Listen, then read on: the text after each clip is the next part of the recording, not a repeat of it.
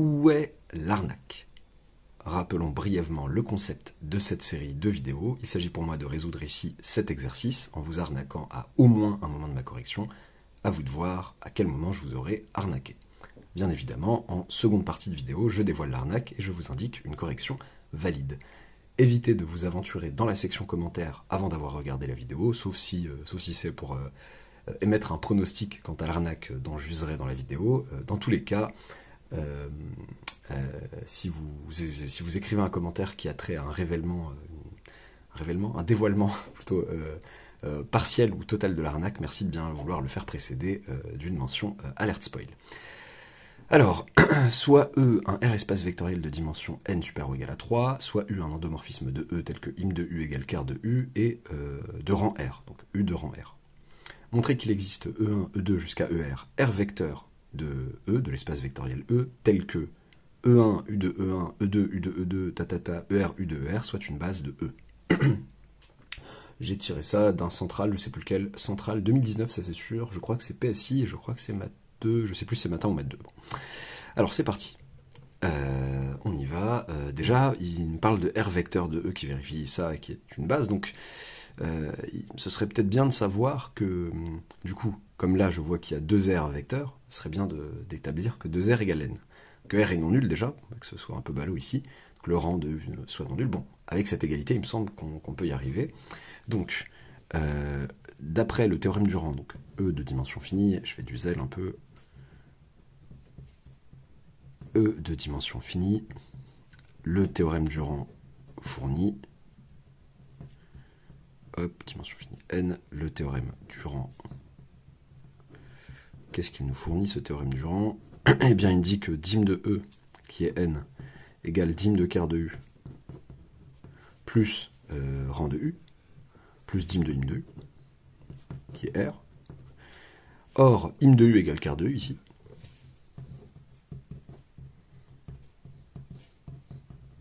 Donc, N égale 2 dim de im de U, égale 2R. Ok, sympa. Et R non nul, par la même occasion. Ok. Donc déjà, en termes de nombre de vecteurs, bon, si j'arrive à trouver E1, ER vecteurs tels que cette famille soit libre, eh bien, je pourrais automatiquement en déduire, vu qu'elle a le bon nombre de vecteurs, correspond à la dimension de E, eh bien, je pourrais en déduire que c'est une base de E. Ok. Ok, je sais que R, c'est la dimension de im de U. Bon, par définition, il existe Y1 jusqu'à YR, appartenant à E puissance R, donc R vecteur, un couple, un RUplet de vecteurs de E, tel que Y1 jusqu'à YR, base de im de U. Qui sont en fait tous des éléments de im de U, et ils forment une base de im de U. Bon, R, c'est la dimension d'im de U. J'ai bien le droit de dire qu'il y a une famille de R vecteurs qui est une base de im de U. Ok, par définition, eh bien, pour tout K appartenant à un R, il existe un EK appartenant à E, tel que YK égale U de EK. Okay, bah oui, c'est ça, être dans im de U. Chacun de mes vecteurs est dans im de U, donc par définition, on va dire 2 im de U. J'ai ça. Bon, c'est tout à fait exact. Ok, bah je vais montrer que cette famille E1, U de E1, E2, U de E2, jusqu'à ER, U de ER, est libre. Et j'aurais gagné. Donc, soit lambda 1, lambda 2, lambda R, mu 1, mu 2, bah oui, je choisis les noms des coefficients que je veux, des scalaires que je veux, appartenant à R, tel que, eh bien, la somme pour K allant de 1 à R des lambda KEK, plus la somme pour K allant de 1 à R des mu K U de K qui sont les YK, en fait, égale le vecteur nul 2. 0, le vecteur nul 2. Ok. Pourquoi je me permets ça? Quelqu'un aurait pu me dire, ouais, maintenant il faut que tu écrives lambda 1 ça, plus lambda 2 ça, plus lambda 3 ça. Non, j'arrange comme je veux, mais enfin, je nomme comme je veux mes scalaires, quitte à réordonner. Enfin, la réalité est celle-là, et je veux montrer que tous ces scalaires sont nuls en fait. Ok. Moi j'ai déjà un truc sympathique, c'est que je sais que U de E1, U de E2 jusqu'à U de K, déjà c'est une famille libre, forcément.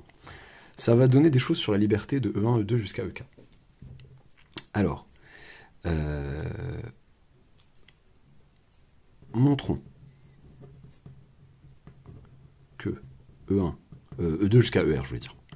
ER est libre. Alors, soit, bon, c'est pas forcément les mêmes lambda qui sont là, soit, j'aurais peut-être dû le faire avant, alpha 1 jusqu'à alpha R, appartenant à R, tel que la somme pour K allant de 1 à R des alpha K EK est égale à 0. Ok, bon bah si j'applique U tout simplement, par linéarité de U, je vais aller vite, U de tout ça, ça fait 0, le vecteur nul du coup, et c'est autrement dit, somme pour K allant de 1 à R des alpha K U de K égale 0. Et comme les U de K forment une famille libre, et par liberté de la famille U de E1 jusqu'à U de R, on a que alpha 1 égale alpha 2, bon j'aurais pu dire quel que soit K, égale alpha R égale 0, donc les E1 jusqu'à ER sont libres. Cette famille est libre. Cette famille est libre. De plus,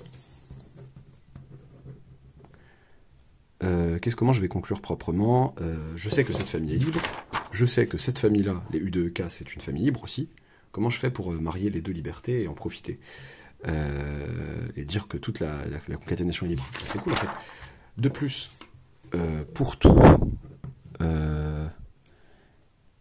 K, voilà.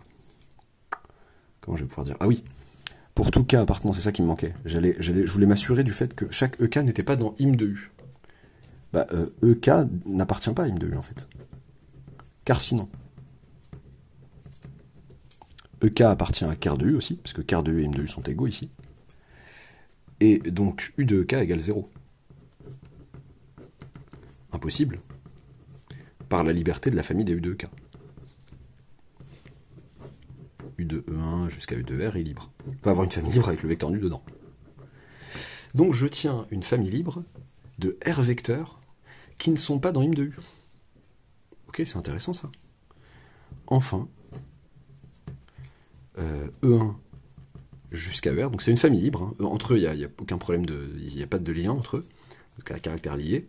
Et U de 1, U de R, c'était une famille libre de im de U. Donc bah, ça fait que c'est une famille libre en fait. Il ne peut pas y avoir de lien. Lui n'appartient pas à ce vecteur pour pouvoir avoir un lien entre eux. Enfin, cette famille est libre. Donc, de plus, dim de E égale 2R. Donc, E1 jusqu'à ER, U de 1 jusqu'à... pardon. Oui. D'où la liberté de celle-ci engendre la liberté de celle qu'on m'a demandé. E1, U de 1, E2, U de 2. L'ordre est important pour définir une base.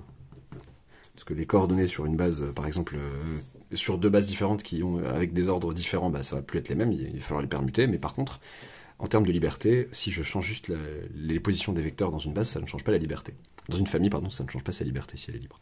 Donc, ça, E1, U de E1 jusqu'à ER, U de R. C'est une base de E. Et j'ai fini. Ok, où est-ce que je vous ai eu? Si jamais je vous ai eu, eh bien je vous ai eu, tac tac tac, ça c'était bien je pense, de parler du théorème du rang, de dire que n c'était 2R, d'annoncer à l'avance que bon il suffisait de la liberté. Ok, pourquoi pas poser une base de im2, je sais qu'elle existe, je sais que je peux nommer les YK. J'ai prouvé la liberté des E1 jusqu'à ER, d'accord, bon, c'est pas mal. Et après quand je vous annonce, d'accord, EK n'est pas dans im2U, c'est vrai. Le passage là, bon, j'espère l'avoir bien maquillé, mais il est un peu rapide. Enfin, machin est libre. Pourquoi est-ce que... D'accord, chacun des EK n'est pas dans im de U. ne s'écrit pas comme vecte de ces messieurs. Mais pourquoi est-ce qu'on n'aurait pas une situation, bon là c'est pas possible là, du fait des données de l'énoncé, qui, soit dit en passant, m'indique que U est nilpotent. U est nilpotent parce que à chaque fois que vous prenez quelqu'un dans im de U, il est automatiquement dans quart de U, donc ça fait que si vous prenez un x de E, U carré de x, ça fait 0. U est même nilpotent dans 10-2, parce que U de x, U n'est pas nul, U n'est pas l'endomorphisme nul, son rang n'est pas nul, bon ça c'est en passant, on n'avait pas forcément besoin ici, ça c'était dans le sujet. Mais mettons une autre situation, j'aurais très bien pu avoir E1, E2, et genre U de E1, U de E2, U2, là j'aurais très bien pu avoir un vecteur qui serait E3, qui serait E1 plus U de 1, voilà, il ne serait pas forcément dans im de U, et là vous auriez...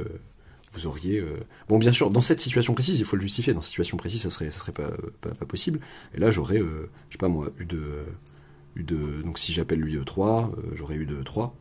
Ok, dans ma situation à moi, j'insiste avec U de machin qui fait 0, ça marche, ça va être compliqué à faire. Mais il n'y a aucune raison que parce que ces vecteurs ne sont pas dans im de U, qu'il n'y ait pas, que ça casse pas la liberté. Bon, entre eux, ils sont libres.